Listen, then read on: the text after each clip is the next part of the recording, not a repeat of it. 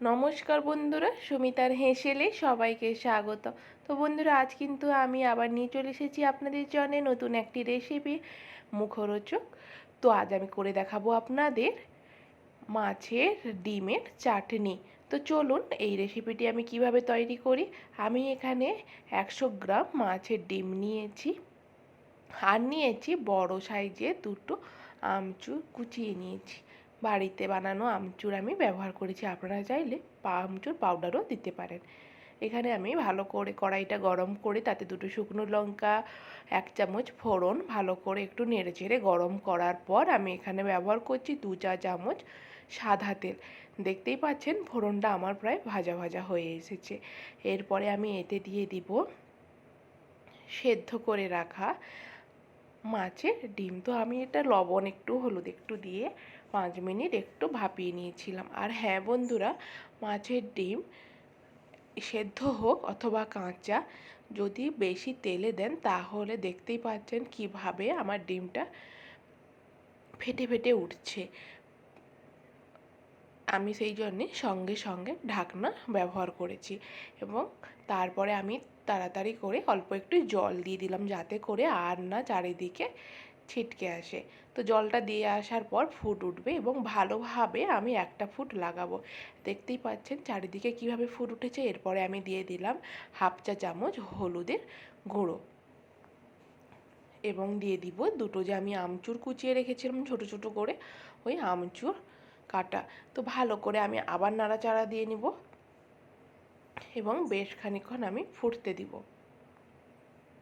এরপরে আমি দিয়ে দিব প্রায় 100 গ্রাম ডিমে 50 গ্রাম চিনি। এখানে আমি 50 গ্রাম চিনি ব্যবহার করেছি, যেহেতু আমচুর থেকে বেশ খানিকটা টক বেরোবে, ওই জন্যে আমি এখানে বেশ খানিকটা চিনি ব্যবহার করেছি। আপনারা ডিম অনুপাতে অথবা আমচুর অনুপাতে টক মিষ্টি এটা ওটা নির্ভর করবে।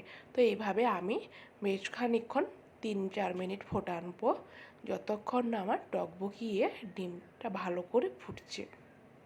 তো দেখতেই পাচ্ছেন খুব কিন্তু সিম্পল একটি রেসিপি এবং চটজলদিও কিন্তু হয়ে যায়, কোনো ঝামেলা নেই। এটা কিন্তু খেতে কিন্তু গরম ভাতে অসাধারণ লাগে। বন্ধুরা, বাড়িতে কিন্তু এরকম একবার করে অবশ্যই দেখবেন, হাত আঙুল চেটে পুটে খাবেন। তো চলুন, এবার কিন্তু আমার প্রায় হয়ে গেছে চাটনি বলতেই গেলে। তো এই দেখুন কিভাবে টকবগিয়ে ফুটছে, দেখেই কিন্তু জিভে জল চলে আসছে, তাই না বন্ধুরা? তো এইভাবে আপনারা বাড়িতে তৈরি করে ফেলুন মাছের ডিমের চাটনি। দেখুন কালারটা কতটা পরিবর্তন হয়ে গেছে এবং লবণ চিনি আপনারা টেস্ট করে গরম গরম পরিবেশন করুন মাছের ডিমের চাটনি। আর আমি চাটনিটা ফোটাবো না, আমার বেশ খানিকক্ষণ ফোটানো হয়ে গেছে। বেশি ফোটালে আমচুর থেকে টকের পরিমাণ বেশি বেরিয়ে আসবে, তো ওটা খেতে বেশি ভালো লাগবে না। তাই আমি এই পর্যায় পর্যন্ত এসে মানে 5 থেকে 5 মিনিট মতো হাইস্টলি ফুটিয়ে এরপরে আমি নামিয়ে নিব। এতে আপনারা আমচুর বদলে আমড়া অথবা টমেটো দিয়েও করতে পারেন।